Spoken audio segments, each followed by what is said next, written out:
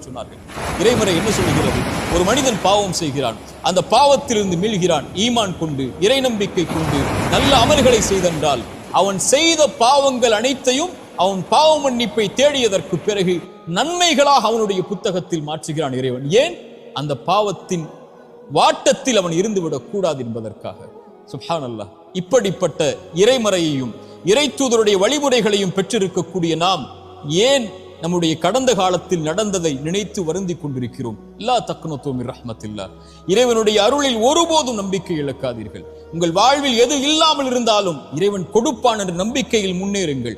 வாழ்வில் எதை இழந்திருந்தாலும் இழந்ததை விட இறைவன் சிறந்ததை உங்களுக்கு தருவான் என்ற இறைவனுடைய நம்பிக்கையோடு முன்னேறுங்கள். பாவம் செய்வதை விட பெரிய பாவம் இறைவனுடைய அருளில் நம்பிக்கை இழப்பது. லா தக்னது மின் ரஹ்மத்தில்லாஹ். இறைவனுடைய அருளில் ஒருபோதும் நம்பிக்கை இழந்து விடாதீர்கள்.